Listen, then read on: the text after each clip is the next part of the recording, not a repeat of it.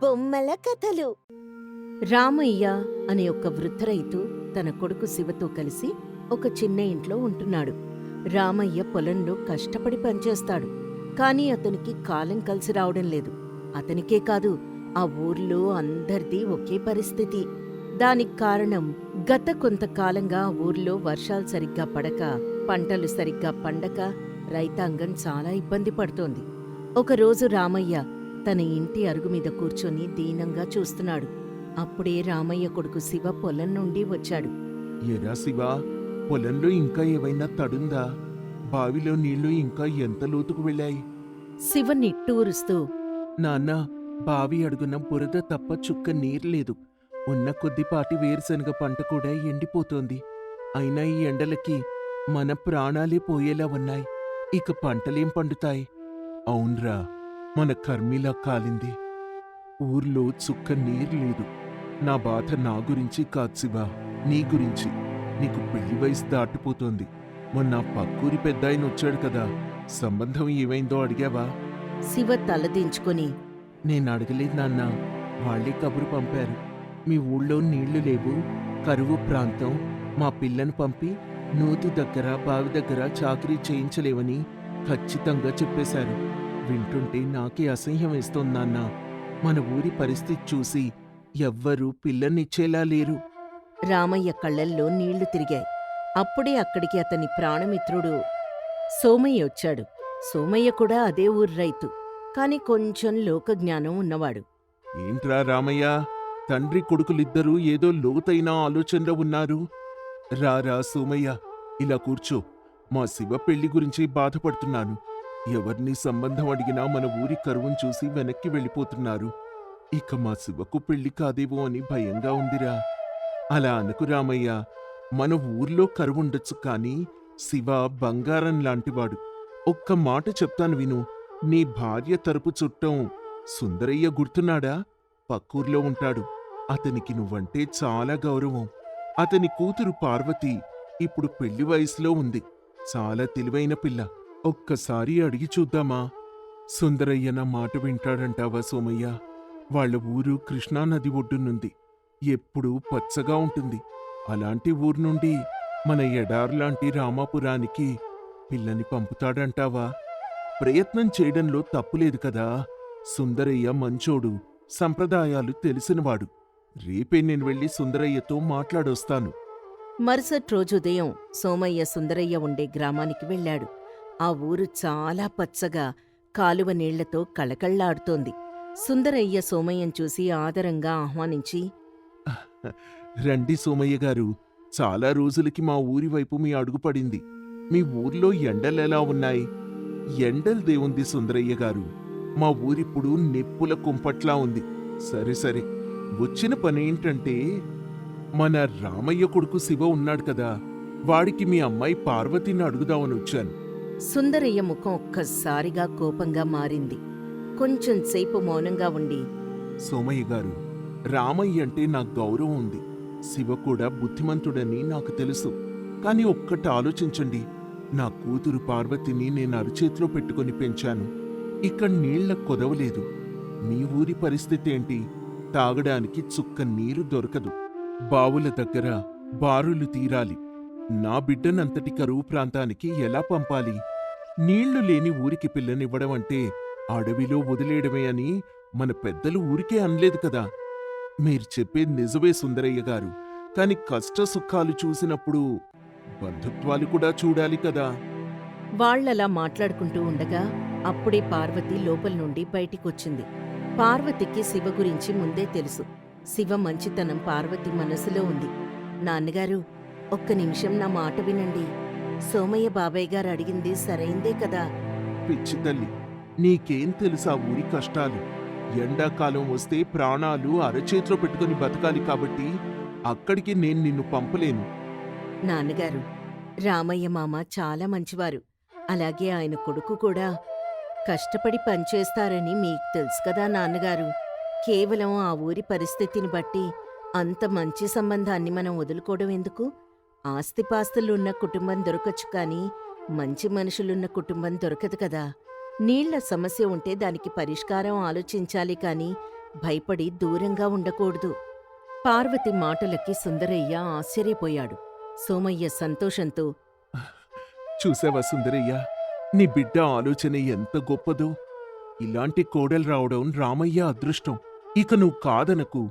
సుందరయ్య తన కూతురు ధైర్యాన్ని చూసి రామయ్య, శివ మంచివాళ్లని తన కూతుర్ని ఆ ఇంటికి పంపడానికి ఒప్పుకున్నాడు.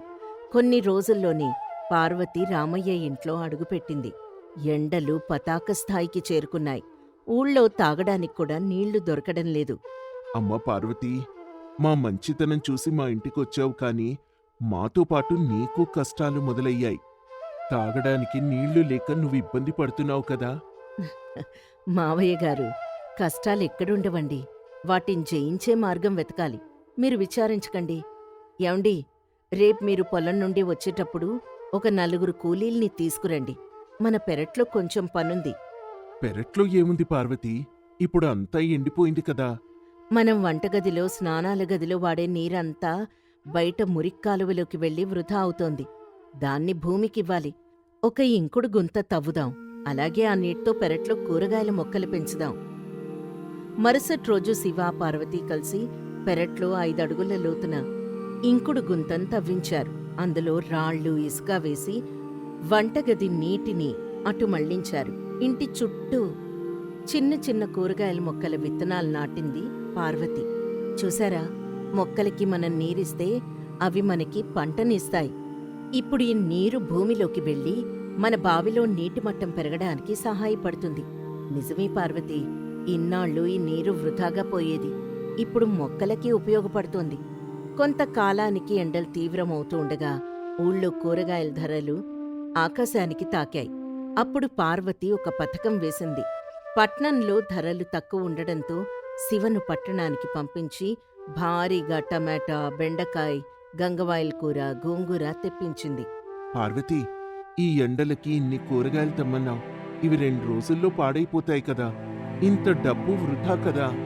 మీరూరుకోండి, వీటిని మనం వృధా చెయ్యం. పార్వతి ఆ కూరగాయలన్నీ శుభ్రంగా కడిగి ముక్కలుగా కోసి ఉప్పు కలిపి ఎండబెట్టింది. గోంగూరను, టొమాటోలను వడుగులుగా మార్చింది. ఇదేం విద్య తల్లి, పచ్చి కూరగాయల్ని ఎండబెడుతున్నావా? అవును మావయ్య గారు, ఎండాకాలం ముదిరినప్పుడు మనకే కూరలు దొరకవు.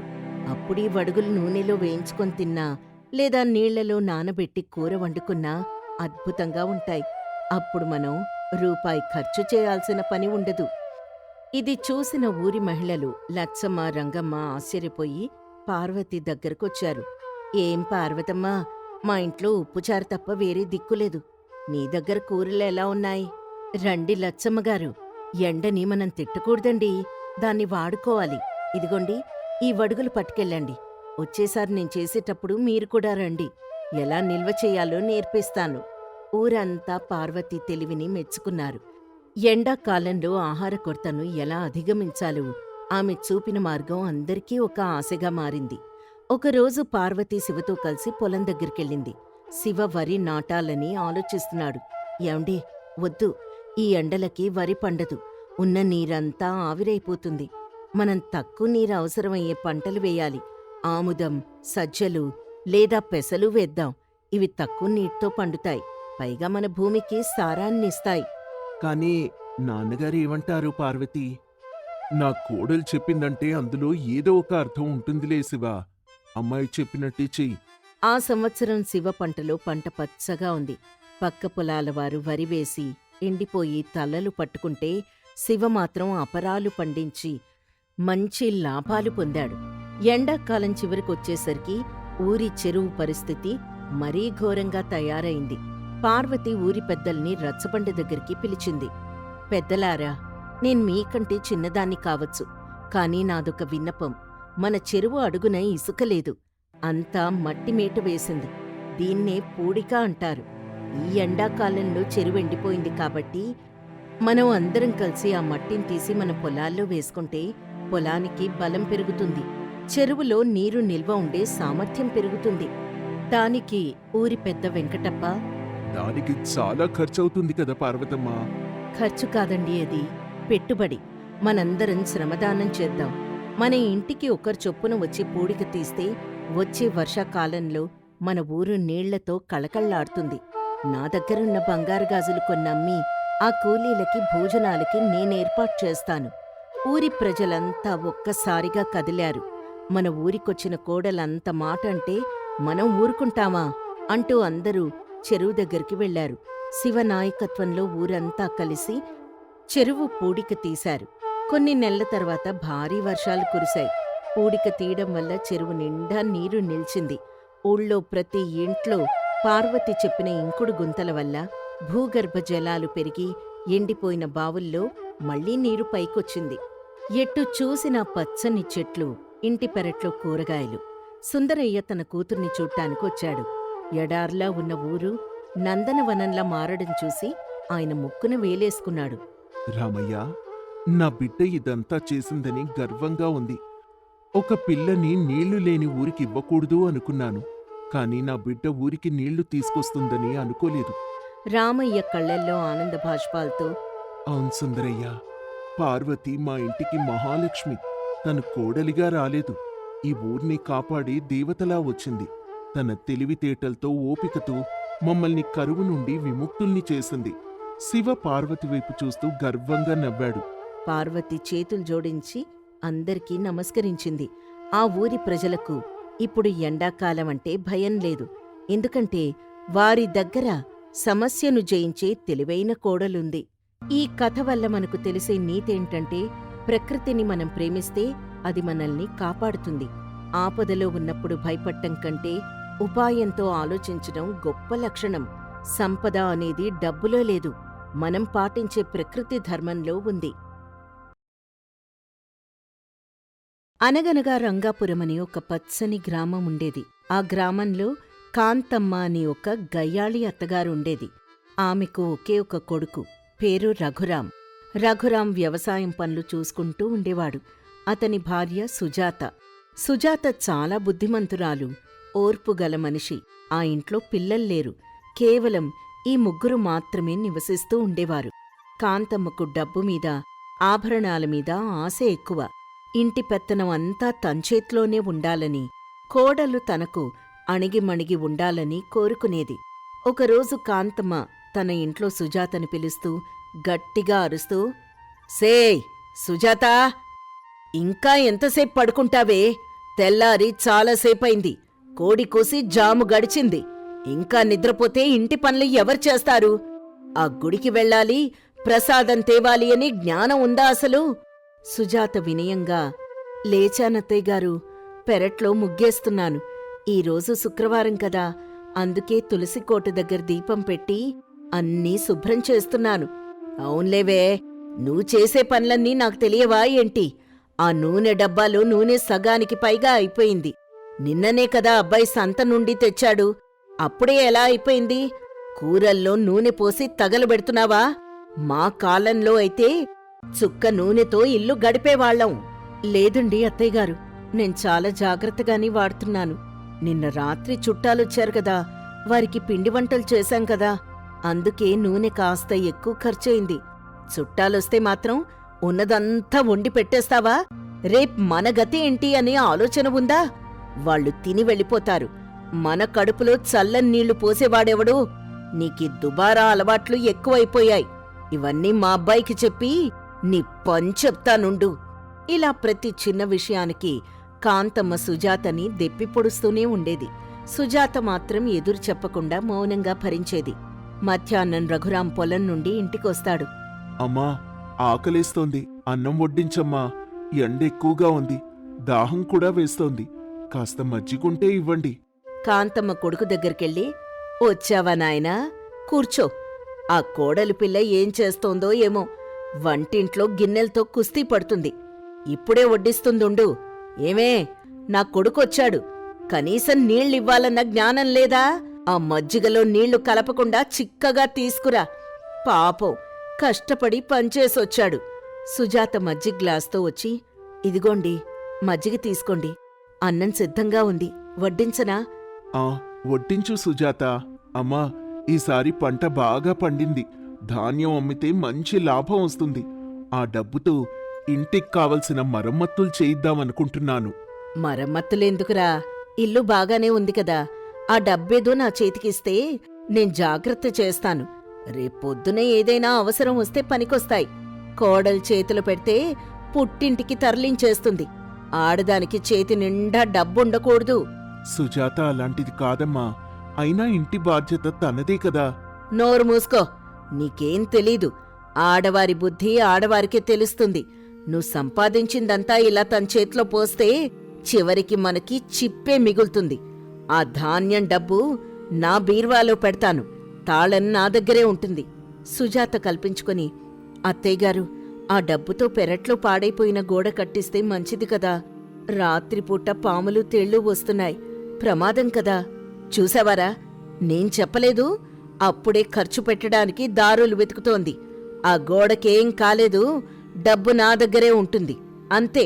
అలా అనగానే కాంతమ్మ మాట కాదనిలేక రఘురాం మౌనంగా ఉండిపోతాడు. ధాన్యం అమ్మగా వచ్చిన డబ్బు కాంతమ్మ తన పెట్టెలో దాచుకుంటుంది.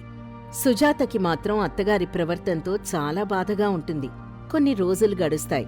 ఒకరోజు గ్రామంలోకి ఒక సాధువు వేషంలో ఉన్న ఒక మోసగాడొస్తాడు. వాడింటింటికి తిరుగుతూ మాయమాటలు చెబుతూ ఉంటాడు.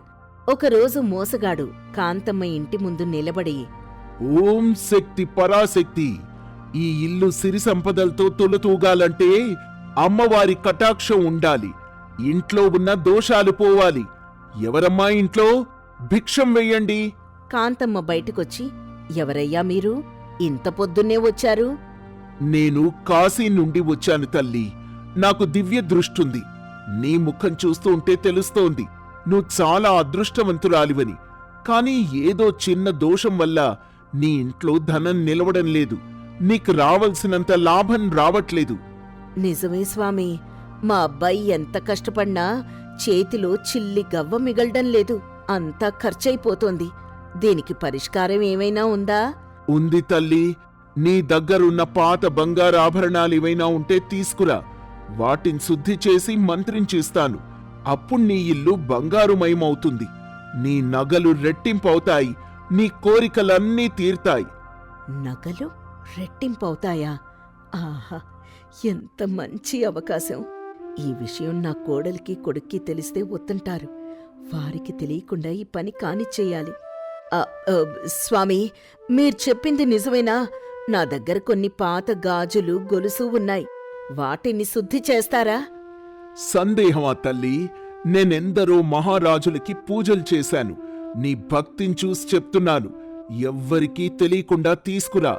ఎవరైనా చూస్తే మంత్రం ఫలించదు.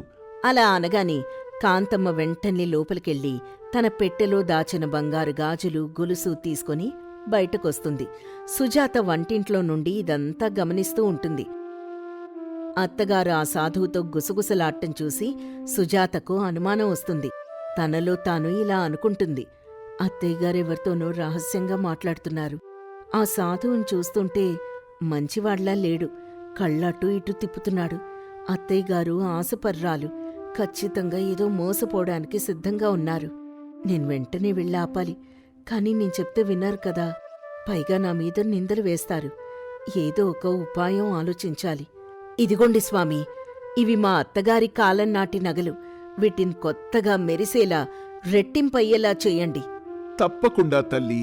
ఒక రాగి పాత్రలో కొంచెం నీళ్లు, పసుపు తీసుకురా. నేనీలోగా మంత్రం చదువుతాను. అది విన్నాక కాంతమ్మ లోపలికి నీళ్ల కోసం వెళ్తుంది. ఇదే అదనుగా సుజాత పెరటి దారిగుండా బయటకొచ్చి పక్కింటి రంగమ్మకు విషయం చెప్తుంది. రంగమ్మ కూడా చాలా తెలివైంది. ఇద్దరూ కలిసి ఒక పథకం వేస్తారు. కాంతమ్మ నీళ్లతో తిరిగొచ్చేసరికి సుజాత ఏమీ తెలియనట్టు వంటింట్లో పనిచేసుకుంటూ ఉంటుంది. మోసగాడు నగల్ని నీళ్లలో వేసి కళ్ళు మూసుకొని నటిస్తూ, ఓం భీం క్లీం, ఈ నగలు శుద్ధి అగుగాక అని నెమ్మదిగా తన సంచిలో నుండి నకిలీ నగలు తీసి అసలు నగలు దాచేస్తాడు. అమ్మో తల్లి, ఇక్కడ పెద్ద గాలి వీస్తోంది. దీపం ఆరిపోయేలా ఉంది. నువ్వు కళ్ళు మూసుకొని దండం పెట్టుకో.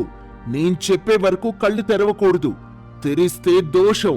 అమ్మో, అలాగే స్వామి అని కాంతమ్మ కళ్ళు గట్టిగా మూసుకుంటుంది. సరిగ్గా అప్పుడే సుజాత పక్కింటి రంగమ్మతో కలిసి బయటికొస్తుంది. అత్తయ్యగారు, అత్తయ్యగారు, ఏం చేస్తున్నారిక్కడ? అయ్యో, ఈ సాధువుగారెవరు? కాంతమ్మ కళ్ళు తెరిచి కోపంగా, ఓసిని, నిన్ను లోపలే ఉండమన్నాను కదా, ఎందుకొచ్చావే బయటికి? అంతా పాడు చేశావు. అదేంటత్తయ్యగారు, గ్రామంలో దొంగలు తిరుగుతున్నారని చాటింపు వేస్తున్నారు. ఎవరో సాధువు వేషంలో వచ్చి నగలు కాజేస్తున్నారట. ఇప్పుడే పక్కింటి రంగమ్మ చెప్పింది. అవును కాంతమ్మగారు, నిన్న మా బంధువుల ఊళ్ళో ఇలాగే ఒక ముసలమ్మని మోసం చేసి ఉన్న నగలన్నీ ఎత్తుకుపోయారట. ఆ దొంగ చూడ్డానికి అచ్చం ఇతంలాగే ఉంటాట. మెడలో రుద్రాక్షలు, చేతిలో రాగిపాత్ర, ఇదిగో సరిగ్గా ఇలాగే. మోసగాడు భయపడుతూ, ఏవమ్మా, నన్ను దొంగ అంటారా? నేను సాక్షాత్తు కాశీ నుండి వచ్చాను. నా కోపం తెప్పించకండి, శపిస్తాను. అయ్యో స్వామి, శాపాలొద్దు. మా అత్తయ్యగారు చాలా అమాయకులు, వారికేమీ తెలీదు. ఇంతకీ మీరా పాత్రలో ఏం వేశారు? నగలు, అదే పసుపు నీళ్లు వేశాను. పూజ చేస్తున్నాను. అయితే ఆ పాత్రలోని నగలొకసారి చూపించండి, మాకు నమ్మకం కుదురుతుంది. రంగమ్మ, వెళ్ళి గ్రామాధికారిని పిలుచుకురా. ఈ స్వామి నిజాయితీ నిరూపించుకుంటే సన్మానం చేద్దాం. మోసగాడు గ్రామాధికారి పేరు వినగానే వణుకు పుట్టి, గ్రామాధికారా? వద్దొద్దు, నాకు వేరే పనుంది, నేను వెళ్తాను. ఆగండి స్వామి, నగలివ్వకుండా ఎక్కడికి వెళ్తారు అని గట్టిగా కేకలేస్తుంది సుజాత. "అ, దొంగ దొంగ, రండి బాబూ రండి!" ఆ సమయంలో సుజాత కేకలకి చుట్టుపక్కల జనం పోగవుతారు. మోసగాడు భయపడి పారిపోవడానికి ప్రయత్నిస్తాడు, కాని జనం పట్టుకుంటారు. వాడి సంచి వెతగ్గా అందులో కాంతమ్మ నగలే కాకుండా వేరే ఊరివారి నగలు కూడా దొరుకుతాయి. కాంతమ్మకి గుండె ఆగినంత పనవుతుంది. కాంతమ్మగారు, ఏంటిది? ఈ దొంగ చేతిలో మీ నగలెలా వచ్చాయి? మీకు తెలీదా వీడు మోసగాడని? అని అడిగాడు గ్రామాధికారి. కాంతమ్మ తడబడుతూ, అది అది ఊరికే పూజ చేయిద్దామని, రెట్టింపవుతాయని. ఆశకు పోతే ఉన్నది ఊడిపోతుందని పెద్దలు ఊరికే అనలేదు. మీ కోడలు సమయానికి రాకపోతే ఈ పాటికి మీ నగలు గంగలో కలిసేవి. సుజాత గారు చాలా తెలివైన పనిచేశారు అని అనగానే అందరూ సుజాతని మెచ్చుకుంటారు. కాంతమ్మ మాత్రం తల దించుకొని సిగ్గుపడుతుంది. జనమంతా వెళ్ళిపోయాక విషయం తెలిసి రఘురాం ఇంటికొచ్చి కాంతమ్మతో ఇలా అంటాడు. అమ్మా, ఎంత పనిచేశావు! నేను కష్టపడి సంపాదించిన సొమ్ము, మన పూర్వీకుల నగలు ఇలా ఒక దొంగ చేతిలో పెడతావా? సుజాత లేకపోతే ఈరోజు మన పరువు, డబ్బు అంతా పోయేది కదా. కాంతమ్మ ఏడుస్తూ, తప్పైపోయిందిరా, ఏదో ఆశపడ్డాను, నా బుద్ధి గడ్డి తిని ఇలా చేశాను, నన్ను క్షమించండి. అత్తయ్యగారు, బాధపడకండి. మనిషి అన్నాక పొరపాట్లు జరుగుతాయి, కాని మనకున్న దాంతో తృప్తిగా బతకడంలోనే నిజమైన ఆనందం ఉంది. అత్యాశెప్పుడు అనర్థానికే దారితీస్తుంది. ఆ దేవుడు మనకిచ్చినంతలో మనం సంతోషంగా ఉందాం. ఇంటి పెత్తనం మీరే చేయండి, కానీ ఇటువంటి మోసగాళ్లని నమ్మకండి. లేదు సుజాత, ఇన్ని రోజులు నిన్ను సాధించాను, నానా మాటలన్నాను, కాని ఈరోజు నాకు బుద్ధి చెప్పావు. నిజమైన లక్ష్మివి నువ్వేనమ్మా. నా కళ్ళు తెరిపించావు. ఇక నుండి ఇంటి బాధ్యత, డబ్బు వ్యవహారాలు అన్నీ నువ్వే చూసుకో. నేను కేవలం సలహాలిస్తాను, దైవ చింతనలో గడుపుతాను. మంచి నిర్ణయం తీసుకున్నావమ్మా. సుజాత మన ఇంటిని చాలా బాగా చూసుకోగలదు. ఆ రోజు నుండి కాంతమ్మలో మార్పొచ్చింది. సుజాతని సొంత కూతురులా చూసుకోవడం మొదలుపెట్టింది. ఇంటి పనుల్లో సుజాతకి సహాయం చేసేది. సుజాత కూడా అత్తగారిని గౌరవిస్తూ ఇంటిని చక్కదిద్దుకుంది. కోడలు చూపిన సమయస్ఫూర్తి, ఓర్పు వల్ల అత్తగారి మనసు మారింది. ఆ గ్రామంలో ఇప్పుడు అందరూ కాంతమ్మ ఇంటిని చూసి ముచ్చట పడతారు. ఒకప్పుడు గయ్యాళ్ళత్తగా పేరున్న కాంతమ్మ ఇప్పుడు ఉత్తమ అత్తగారిగా మారింది. ఆ ఇల్లు సుఖ సంతోషాలతో నిండిపోయింది. ఈ కథ వల్ల మనకు తెలిసే నీతి ఏంటంటే, అత్యాశ దుఃఖానికి చేటు. ఓర్పు, సమయస్ఫూర్తితో ఎంతటి కఠినమైన మనిషినైనా మార్చవచ్చు.